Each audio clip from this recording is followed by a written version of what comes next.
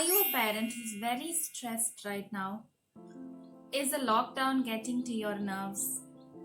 Are you stressed about how to further your child in his development?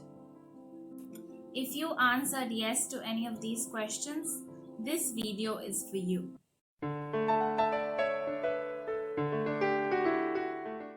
Welcome back to my channel. I am Priyanka Evangeli and I'm a speech language pathologist.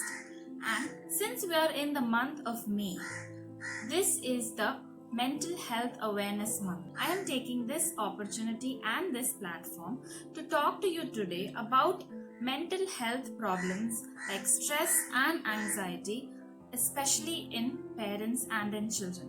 So I am going to make this as a 2 to 4 part video series, and in this first part I am going to talk about mental health or specifically stress and anxiety among parents. So in this first video series, I'm going to tell you about what is stress and what is anxiety that you're feeling as a parent.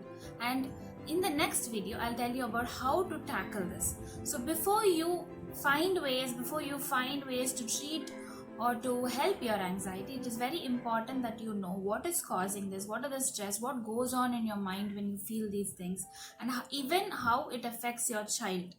So that is what we'll be seeing in this. The World Health Organization has stated that without mental health, there can be no physical health.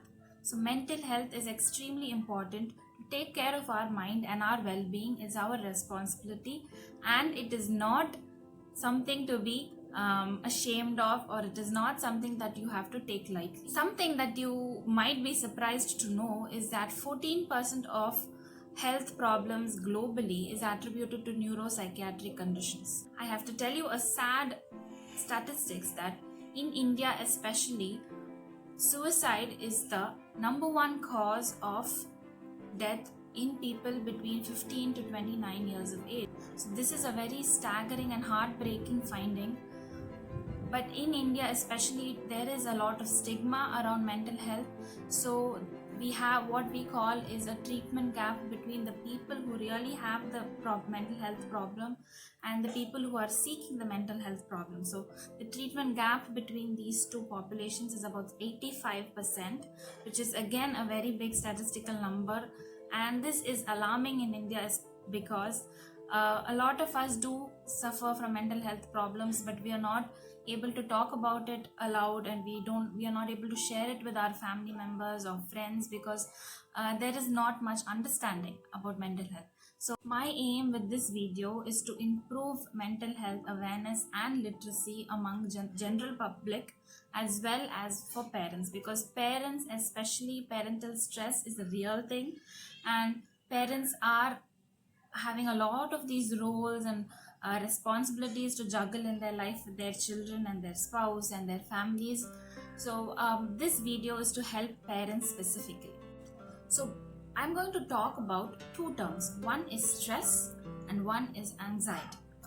So these terms, we as parents, we've always used them interchangeably.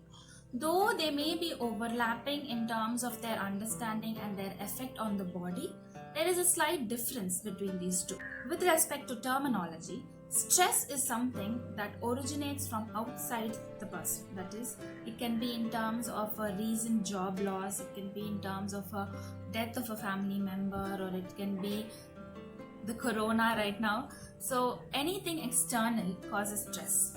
But anxiety, on the other hand, is very internalized. So this is the person feeling negative thoughts about themselves without an immediate threat in the environment. So even if there is no immediate pressing stress in the environment, the person still feels that there is something wrong, there is something worrying them. So stress is caused by external events, and anxiety is more internally originating compared to stress. And long-term stress can lead to anxiety. So chronic stress, chronic stressful situations and environment can lead to anxiety and a lot of negative thoughts. When are we actually anxious? So anxiety is a product of a demand and supply imbalance. What I mean is, as a parent, You have certain roles and responsibilities to fulfill in your family and in your society. But when the demands from the society, demands from the family, demands from the environment exceed the supply or your capabilities, is when there is a mismatch between the demands from your surroundings and your own capabilities, is when you have a stressful situation. So how do you handle the stressful situation? Before you know that, you also have to build some amount of awareness about your own psyche and your feelings and your bodily changes or responses to stress. So as a parent now, what can be causing the stress is your child might not be sleeping well, your child might be having colic, that is excessive crying, and you might be sleep deprived because of taking care of everybody and not having enough time for yourself. Your child may be delayed in his developmental milestones, so this is creating worry in you, like what is my child going to do, how am I going to help him. And your child may be having a difficult temperament, he may be throwing a lot of temper tantrums, and he may be a little bit difficult to manage. Or you might have a child with special needs who needs more care, more attention, more of your time. Or you're probably a work from home parent who's trying to juggle work and taking care of your child at home. So since this is an awareness video, I'm going to give you 3 things that you have to be aware of. So the first thing you have to be aware of is your feelings. You have to acknowledge your feelings. What I mean is, you have to know what is it that is in your environment that is causing the stressor. So that is the first thing. And how are you feeling for this? So that you have all these stressors in your environment. What is it making you feel? How is it making you feel? So you have to acknowledge that first. The second thing is, once you've acknowledged it, you have to be aware of this condition. Okay, you have to be first aware of the stress. You cannot put it behind. You cannot put it in the cupboard and close it. You cannot sweep it under the carpet. Because when you keep doing this over time, you build up. So all these feelings build up in you, it becomes overwhelmed, and suddenly one day you burst, or one day you're just burned out and you don't know what to do. So whenever you feel anxiety, whenever you feel stress, whenever you have these negative thoughts in your mind, become aware of these thoughts. Become aware of them and find out why you are thinking like this. What is it in the environment that is causing this?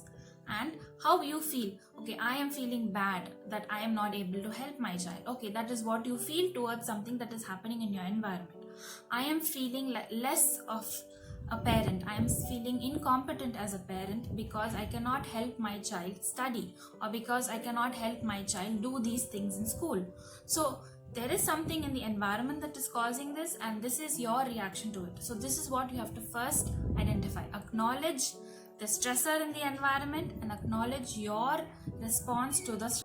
So once you acknowledge the stressor and your feelings, the second thing you have to do is you should not let it go. You should not make your feelings seem insignificant. I know as a parent you're used to giving to others, to helping others, to taking care of others, but now you should also take care of yourself, because if you don't take care of yourself, it's going to affect how you take care of your family also. So don't push your feelings away. Don't consider them as insignificant. Your feelings are valid. What you feel, you are entitled to feel what you feel. So don't push it away, and don't cause it to burden up inside you and get overwhelmed. Or as a parent, how is this affecting your child? Because studies have found that when a child hears their parents fighting in the other room or somewhere, the cortisol levels in the child's body elevates. Cortisol is a hormone that our body releases anytime we are in a stressed situation. So cortisol, when present over a long time in the body, when present in very high amounts in a prolonged period of time, can have detrimental effects on the body and the organs and the functioning of the system. This hormone is found to increase in a child anytime he hears his parents fighting or in a disagreement. And in another study, they have found something interesting. What they did is they gave the mothers a task, a very high stressful task, like preparing a speech, presenting it to a group of audience, and they asked the audience to react negatively by folding their hands and saying no, it's not great, or frowning, and so when they asked the mother to be in a stressful situation like this and then immediately come back to her child and play with the child and interact with the child, they recorded the heartbeat of both the mother and the child, and they found that both had elevated heartbeats. So what this shows is, even though the child is not exposed to a stressful environment, and even if the mother was the one who was exposed to a stressful environment, and even if no communication has happened between them explicitly about the stressor, it still affects the child. It still physiologically creates reactions in the child's body. So this is called brain to brain synchrony. That is, when whatever we feel can be understood by the other person even without language, even without communicating, and this can affect the other person. So here in our case, it is our child. So us being stressed, our mental health being compromised will also affect the social emotional development of our child. So for the sake of our child, at least, let's be more aware of our feelings, of our thoughts, and increase our mental health so we can help our children and our family better. Now you know that you should not take your feelings lightly. You should not take your reactions to the stress lightly. Once you've known this, the third thing that you have to know is the symptoms. What are the symptoms of anxiety that I have to look for? So the first symptom is lack of concentration. So when you find that you're not able to concentrate at a task at hand, so when you're cooking, you feel like you're losing track of what is happening, or when you're reading a book, you're not able to concentrate on the book. So these tasks that require some amount of mental attention, mental effort, you find that you are losing track of time in those tasks. You're losing your attention, your concentration in those tasks. So that is the first symptom. The second symptom is that you find all these negative talks that go on in your brain. Like, it is because of me, I have failed, I am not competent, I am not doing a good job, I have all this worry, I am not fine. So all these I related self-talk. Internalizing a problem is the second symptom or second sign that you have to look for when you are stressed or anxious. The third symptom is withdrawal. Now I know we all take social distancing very literally and very seriously, which is very good. But in terms of anxiety, what we do is we withdraw from people. So we don't go for social events, we don't go to meet our friends, or we don't go out and interact socially, but we stay inward. So we cancel a lot of plans, we just stay at home and we sit in our own thoughts and we keep thinking our own negative thoughts. So this withdrawal and social isolation is the third symptom. So 3 symptoms that you have to look for. So whenever you feel these symptoms coming on, I will tell you what to do in the next video, but this video is just an awareness video of what you should look for and how you should think in respect to your feelings. So if you liked this video, comment on it and let me know that you liked it, so I am motivated and encouraged to make the next video, which deals with how to deal with anxiety, how to cope with all these anxious situations and what to do about it. So thank you for watching. Please share it with family members and other young parents who will really benefit from this video series, and see you in the next video.